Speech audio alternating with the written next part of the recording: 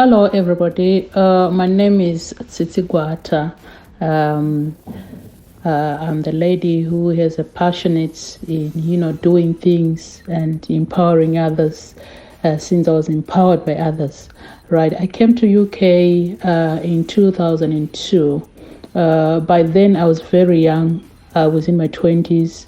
I came here on my own, not, with a spouse or with mother or father or anybody. I just came here on my own. And I faced the things that, a girl child faces. But one thing that I realized is when you're really focused, you can do your things without any problems. And when I started, settling here in UK, one thing I really liked about Zimbabweans, we're so united. And I realized that every time I used to get so much help from the families, the people who were here as a families. Since I told you I was on my own, I was a girl, I was not married, I was still very young. I was, I think, about 24, 25. So things were really tough to start with. But one thing that I've realized is when you are focused, there's nothing that is impossible. So during that time, jobs were easy to find, but only if you know where to go, how to do it, the whereabouts, the technical know-how, But because Zimbabweans are so good, they were helping me to find where I could get, where to register for agents, where to register for GPs. So I managed to do that easily. As time go by, I decided to go to college. I went to college. I did my health and social being in the college. Later on, I decided that, oh no, I have to go to Open University and, train. But by then, I was employed by the NHS. So I did my diploma under the phlebotomy and health and social care as well, again, under the trust. Through that, I managed to acquire a lot of knowledge, but end of the day, as a business person, because before I came here in UK, I was working in health sector in Zimbabwe. To those who know Benz Avenue Clinic, I worked there for when I was young, when I was a teenager, from 19 to say 21, 22, I was working at Benz Avenue Clinic as admissions clerk there. So I knew the setup of health and I really liked it. So when I came here, it's something that I had a know-how about. Not only that, since I was still in Zimbabwe, I also tried to do business, buying and selling. Going to South Africa, coming to Zimbabwe, do some business of selling. The flea markets, I ran the flea market. So when I came here, I was a bit jacked up. So I knew the street life, whereby you buy and sell things. But when I came to this country, I wanted to do it professionally. So I started working, but I was really focusing on things that matters, which is to have my own accommodation back home. Because when I came, I was thinking of going back to Zimbabwe. But later on, as you know, we end up, feeling like, oh no, let's stay. So that's when I started to enroll in college. That's when I just feel like, oh no, let me just start to, that's when I started to have a family. When I started to go to NHS, look for, a proper job so that I would settle, start to have a better life. But later on in life, I realized that, yes, we are here. We are enjoying, everything is there, everything is reachable. I started to think about my country, Zimbabwe. One thing that touches me was most of people, they want to start some business, they want to do things, but it's only the problem of the income. So most of the time you think of how can I do it, but when you are here, you are working, you get your salaries on time and you have surplus. So I said, no, let me think something. I'll have to do something back home. So that thought came into my mind. Right. So on my next chapter, I want to tell you how I started, agriculture. Well, I just want to tell you how I started to do, how I venture into agriculture. What happened is I thought of being a farmer. Most of people were discouraging me and say, no, you can't be a farmer when you're not in the place, when you're not in the vicinity. You have to be in Zimbabwe if you want to do farming in Zimbabwe. But if you want to do farming here in UK, you have to be there so that it can happen. So I beg to differ on that one. So what I started doing, I started to buy the inputs. I started to save up little by little. I started to save up because I said, if I'm going to be a farmer, I need a tractor at the farm. I need the plowing discs at the farm. I need the bowsers for spraying at the farm. I need the potato ridges. So to start with, I bought a tractor. But how I bought a tractor, most of you might think, it's so difficult to do it. But it's easy. What happens is, I went on the website in Zimbabwe, that one classified Zimbabwe. I checked, then I looked for reputable companies that are selling farming equipment. So I got one there. So I rang the company. I asked them if I can do a lay-by. So they accepted that I can do a lay-by. So I started to do a lay-by of a tractor. I put a deposit, and then I told them that I'll pay as I go, and they give me time to do that. They gave me 6 months to pay off my tractor. So I paid bit by bit up until I finished. I just bought it as a set with the plowing discs. So when I have that one, I packed it. I started to look for other things up until I have all the things that I want at a farm, in terms of the bowsers and, tractor and everything. The second stage, I started to look for land. I realized that I didn't have much money to buy my own piece of land. So I started to ask in the groups if there is anybody who can lease me a place to do my business.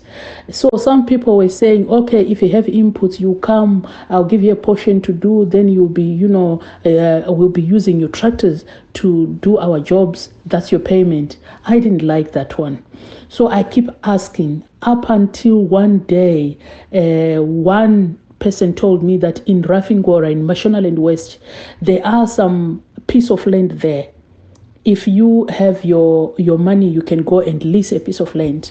So I asked one of my cousins, he went there, he looked for a piece of land, he found it. So I got a 10-hectare farm. I leased that farm for 10 years. After leasing that farm, I managed to fence it first.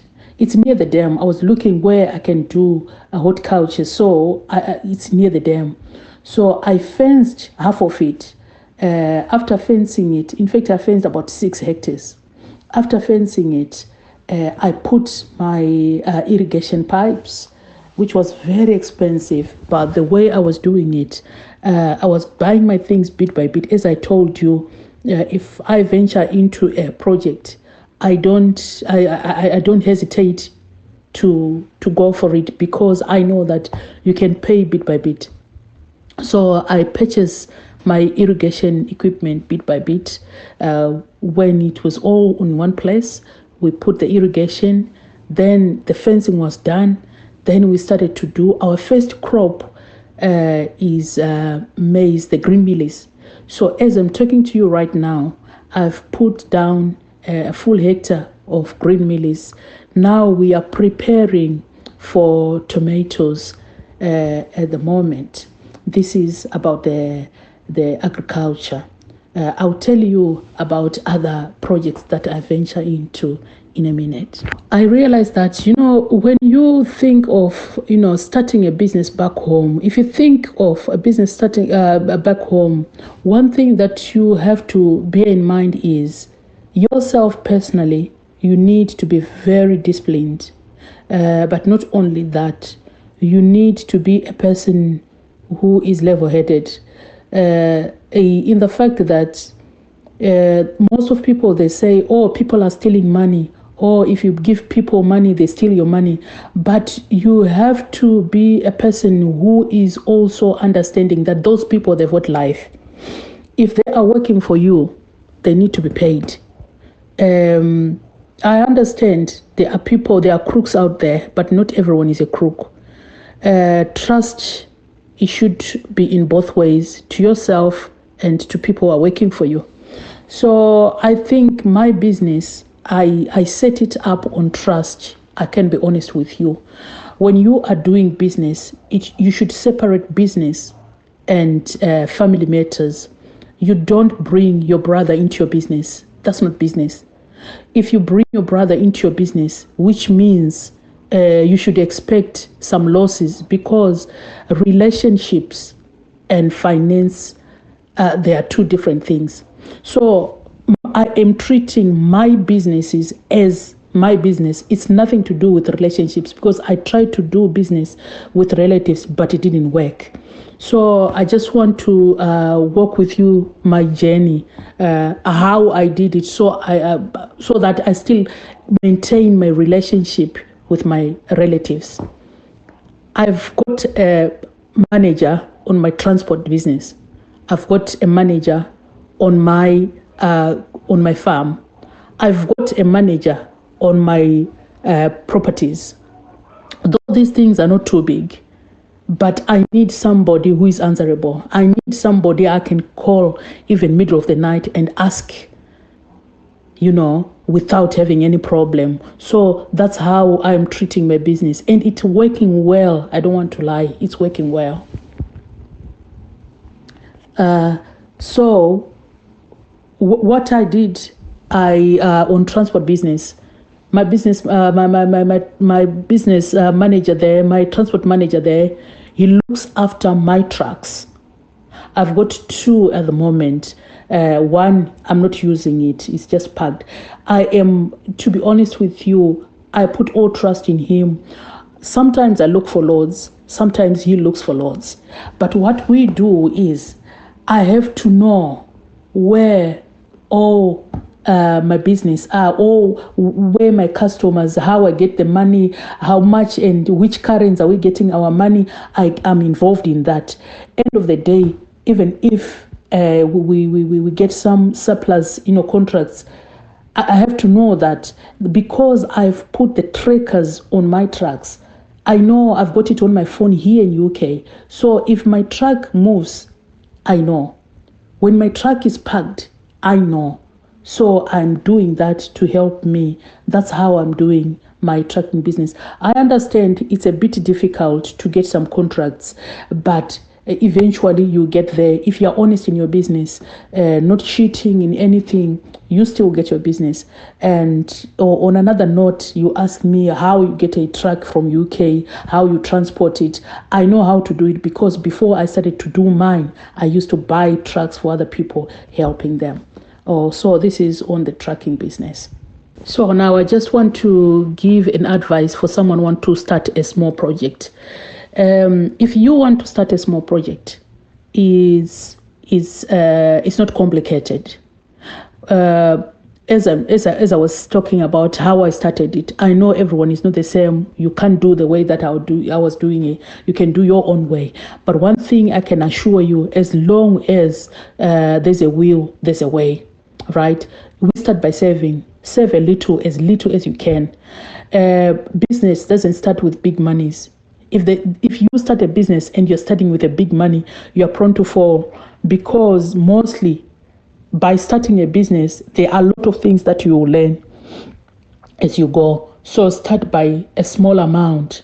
I feel for ladies, because I'm a lady as well. I feel for ladies. Sometimes we want to do things, but we think, as a woman, can I do this? I assure you, you can do it.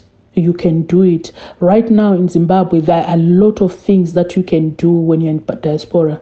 You can start doing a small project by joining somebody who is doing farming, and you ask for 1 hectare and you start to do your things on that 1 hectare. But when you want to do that, one, get your agronomist. And when you get your agronomist, you pay people. Don't use people, you pay them. Pay agronomist. Make sure that agronomist will look after your plants. When you are renting only 1 hectare, I am telling you, within a short period of time, if you decide to do if you go the horticulture way, I'm telling you, because most of the crops is 3 months, in a year you've got 3 crops to sell. So I mean, your money, you'll see it straight away. If you do tomatoes, if you do cabbages, if you do anything, 1 hectare is quite big. So even half a hectare, a person can start something. Find a piece of land, find an agronomist, find people who can help you. I am sure if you work with people that are not your relatives, that are in same business, you do well than working with your own relatives. Thank you so much. I can answer that one for corporations, the cooperatives. What is happening back home at the moment? Most of people who are out in diaspora, they are doing very, very well. One thing that we should know what Jews are doing is what they call cooperative businesses. If you work together, where there is unity, there's power. Even 3 people, if they decide to do something, you can't stop them, right? I want to elaborate on that one for the goats farming. You know, most of the groups that I'm visiting, what people are doing now is, if you don't have a farm of your own, but you've got friends who have got the farm, or sometimes as 4 or 5 of you don't have a farm. Most of people, what they're doing now is they come up together and form a group, and they start to buy goats. I'm talking of goats. They start to buy goats. If you put, say, we in UK here, you put about 150 pounds every week aside, and you are, say, 4 of you. So for 4 of you, you have got how much? 150. You've got about 600 pounds. 600 pounds. Yeah. With that 600 pounds, you are talking of, say, 30 goats that you are putting together every week. So some people, what they are doing is they decided to rent a farm. Go to somebody, go rent a place. When you rent your place, find 3 or 4 or 5 boys that you pay. I emphasize on this one. I don't know if I can emphasize enough. Please pay people who are looking after your things. Pay people who are working for you. That's where you get your blessings, and that's where you get your money. When a person is happy, can do anything. When they are happy, they can go an extra mile. So pay your workers, pay your workers, pay your workers. That's all I can say. So you rent a farm. You don't need to lease. If you lease, fine, but you can rent a farm. When you rent a farm, every week you are sending 30 goats. You send 30 goats. There are some places like Mzarabani there. There are places where you can buy mbudzi, like in Zimbabwe. We've got that place where we call mbudzi in Harare when you're going to Masvingo Mtare Road. You ask them where you can buy goats in bulk. You buy your goats. At first, you just buy and put in one place, and make sure you feed them. Make sure there's water. Make sure the vets will come and check all your animals. Every week, you need to hire a vet who is coming to check your animals when they're coming. You make sure that when they come, you give them all the injections that are needed. You dip them as they come. Every time when their new stock comes, you do that, right? You keep them at one place. You do it for a while. If you realize that, no, it's very difficult, we can't raise 150, do even 50 pounds. For 50 pounds, for 4 of you, 200, you can bring 10. You bring 10 goats, or you can bring, say, 15 goats. It depends where you are buying them and, the sizes of the goats that you're buying. All right. Then you send your goal, you put your goals together. When you have good number, I'm talking of good number, you look for a place, say maybe a growth point, or be it in town, say in Harare, you find a big place where you can rent and start to supply goat meat. And it will be purely goat meat only. And then you start to supply every week. You send about 100 of them, and look, you are 4 of you. You divide your profits. The workers, you pay them on one account, but you divide your profits. If you do things like that, it's easy to do, because I know 50 pounds is something that you can afford to save. In a long run, that money that you're making there, you can even send it, you can even, increase it, right, with profit that we have, and buy your own place. This one can only be done on, a cooperative level. If you want to do as a cooperative, that will do really well. Let me talk of cows before I go. I just want to tell you briefly about kettles. There's a group I was following. I didn't manage to get into depth of it, because my interests are not very much in kettles. They are much in goats than kettles. Right, in South Africa, that's where we get the best breed. Those Borani they are talking about, those good heifers they are talking about. But those kettles, they sell them in lots, and they sell them at auction. So at auction, if you have, if you do it as a cooperative, as I was talking, if it's a cooperative, 5 people putting your money together for 6 months, all together we've got, say, 15,000 pounds. Let's go to South Africa. You come there with more than 30 kettles, and those cows that you are having, right? Some, they are pregnant. As soon as they arrive in Zimbabwe, they've got, the babies are there, right? And one thing I assure you, even if you don't want to sell them as cows, if you want to do beef breeding, if you want to do, but you are better off doing that. If you get them from South Africa, you buy them at auctions. You can search on the internet. They do auctions in South Africa. Check those auctions. You will see the price of one heifer in Zimbabwe, the price of Borani in Zimbabwe. 3.5, you buy a Borani in Zimbabwe. In South Africa, you buy that at 1,000 US, right?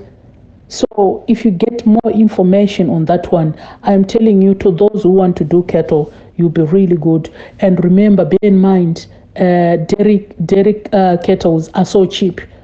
They are very cheap, because at the long run, they are very difficult and very expensive to maintain. So I think that's why they're so cheap. So if you want to venture into things like that, it's difficult to do on your own, but as a group, you can do it easier.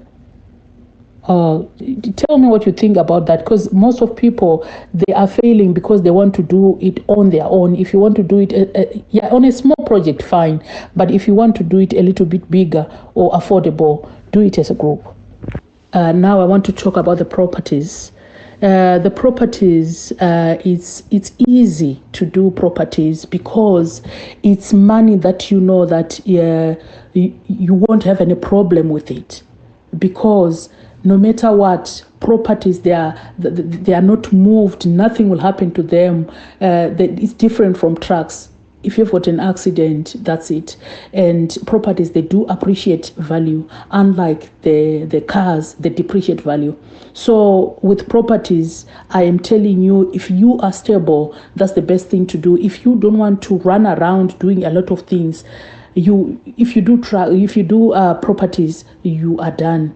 You can just start by buying a house in a location. Myself, all my houses are in their location.